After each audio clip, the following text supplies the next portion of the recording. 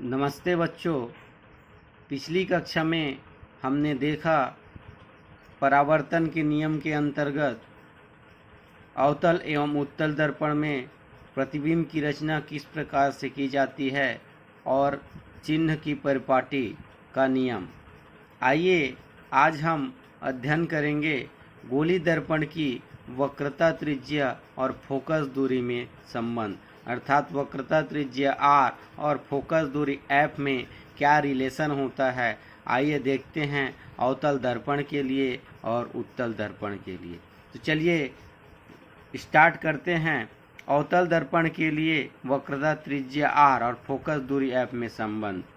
तो ये है, मान लो एक अवतल दर्पण XY है, ठीक है। इसका ध्रुव P, फोकस दूरी F, वक्रता केंद्र C है।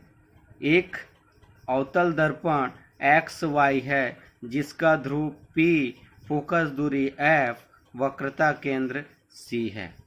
अब यदि मान लो कोई वस्तु जो है अनंत पर स्थित है, तो वस्तु से मुख्य अक्ष के समांतर आपतित किरणें परावर्तन के पश्चात मुख्य फोकस से होकर चली जाती है।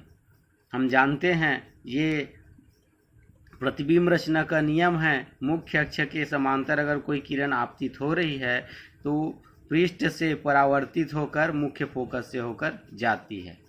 तो ए बी किरण दर्पण पर परावर्तित हुई, दर्पण पर आपतित हुई और परावर्तन के पश्चात बी ओ दिशा में परावर्तित हो गई। अब हम बी और सी को क्या करते हैं, मिलाते हैं।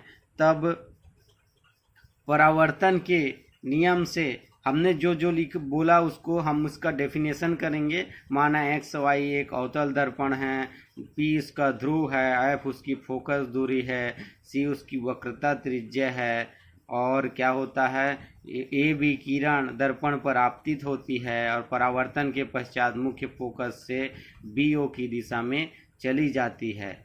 और B व C को हम क्या करते हैं, मिलाते हैं।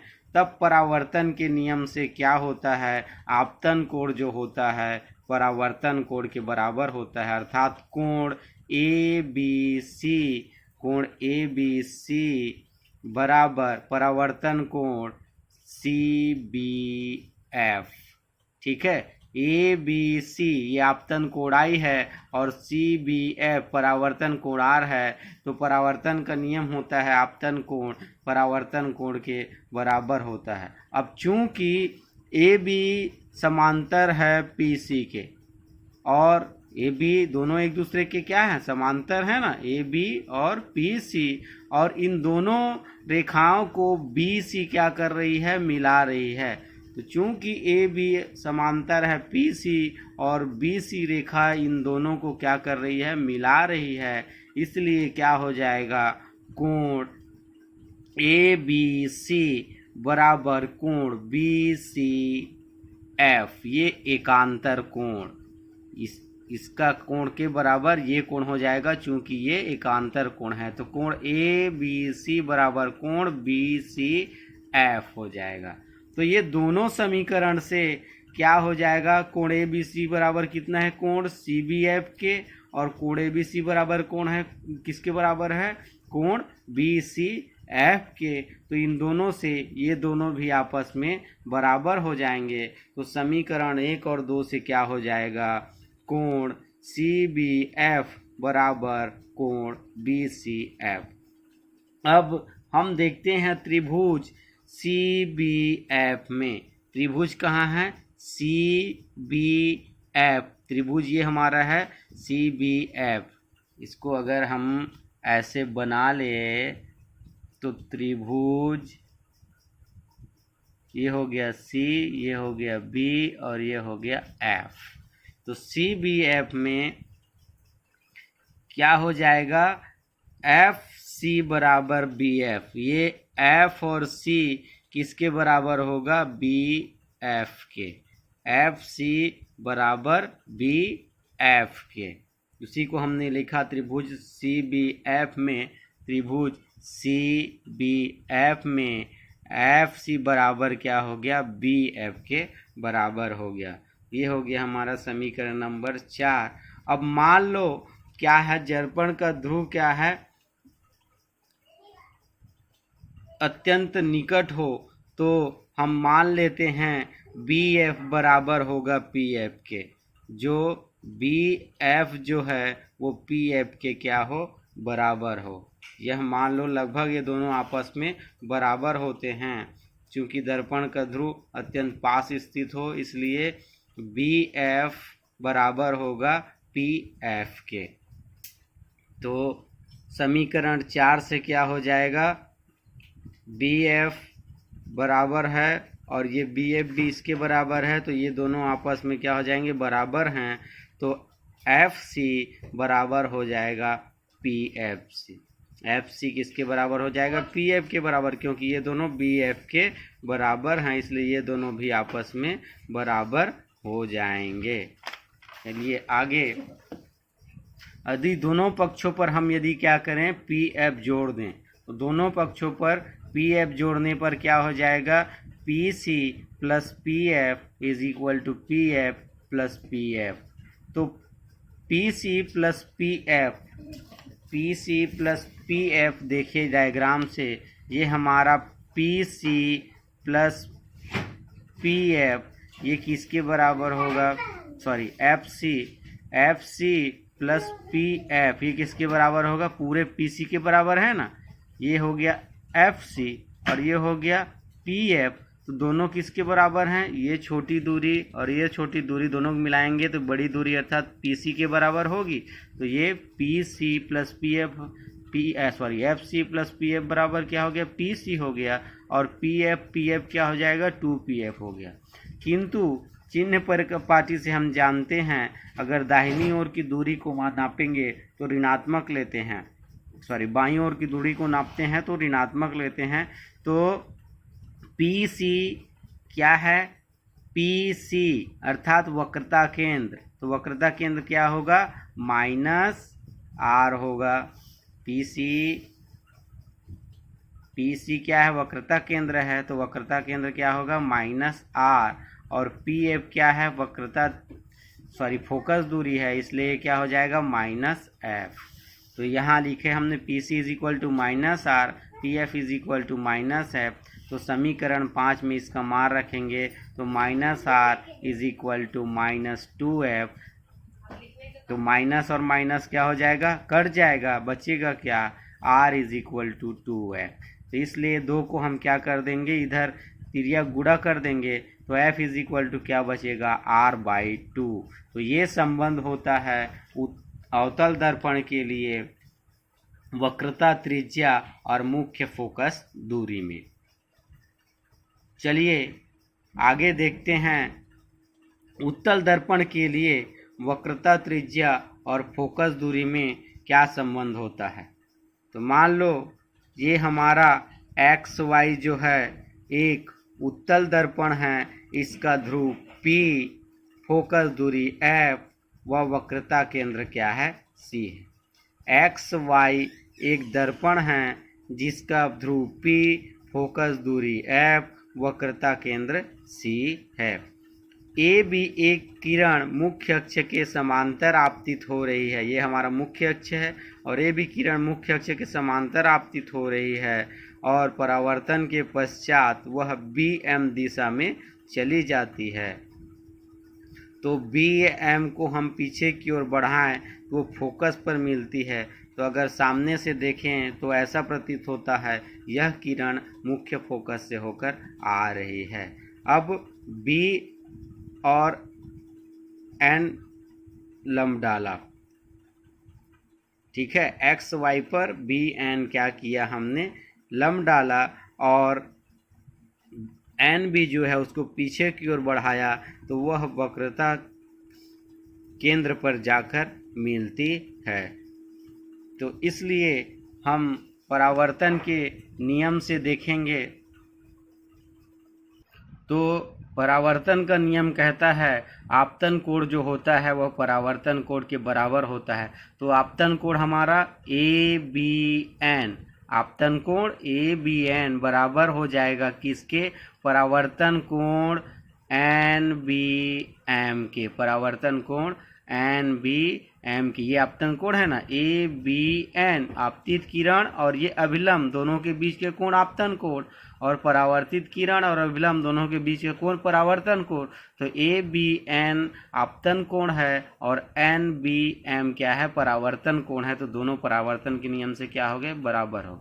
अब चूंकि क्या होता है, ए बी जो समांतर है किसके, पी सी के, ये समांतर है ना, ए बी समांतर हुए, ये दोनों किरण समांतर हो गई, ए बी समांतर हैं पी सी के, और इन दोनों रेखाओं को बी सी क्या करती है, मिला रही है। इसलिए क्या हो जाएगा, संगत कोण, कोण A B N is equal to क्या हो जाएगा, कोण B C F, sorry B C P, ये इसका संगत कोण क्या हो जाएगा, ए बी एन, इसका संगत कोण हो जाएगा कोण B C P, A B N और इक्वल टू कोण बी सी पी संगत कोण हो जाएगा।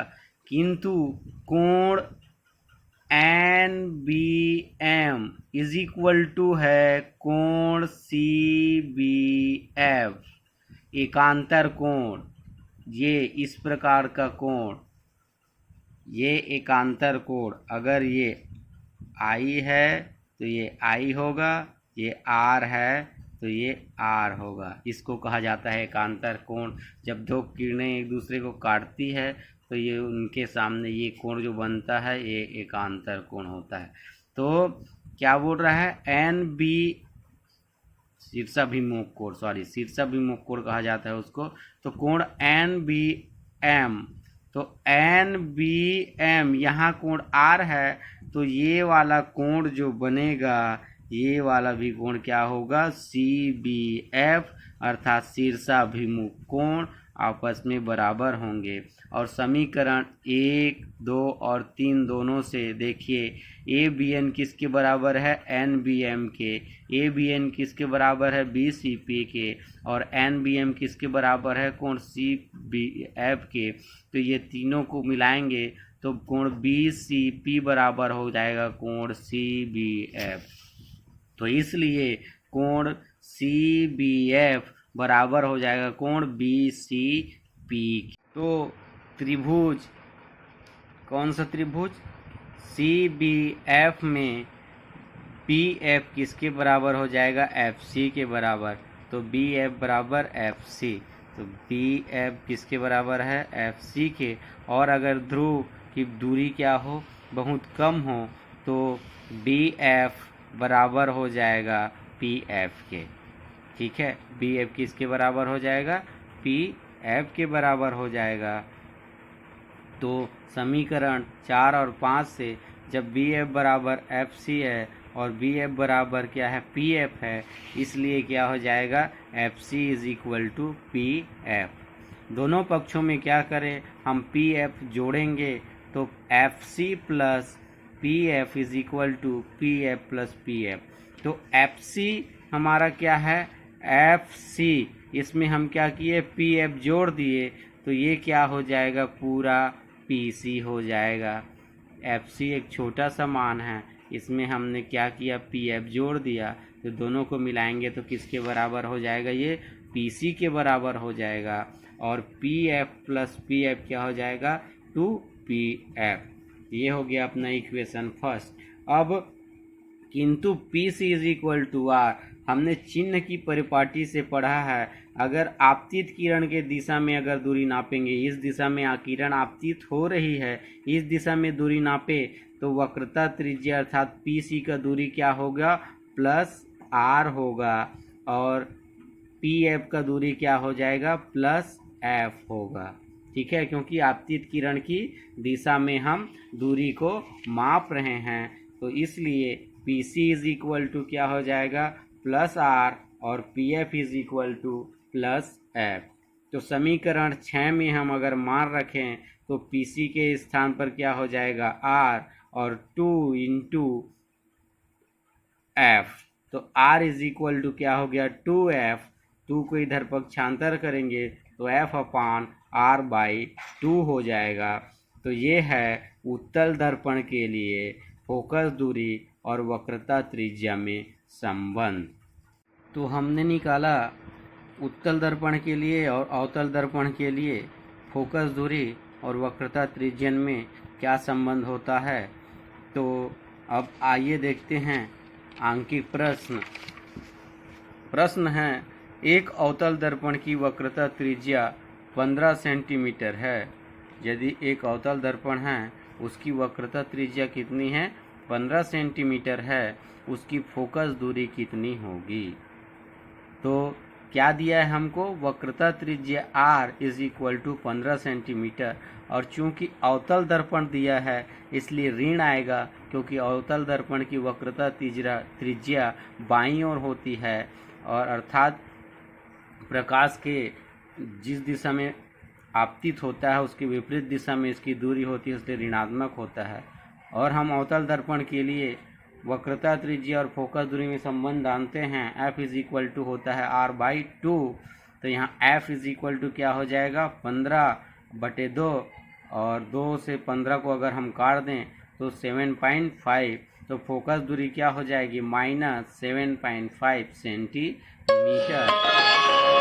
ये हो गया अवतल दर्पण की जो वक्रता त्रिज्या और फोकस दूरी में हमने संबंध निकाला उससे संबंधित आंकिक प्रश्न। तो आज के लिए इतना ही, धन्यवाद।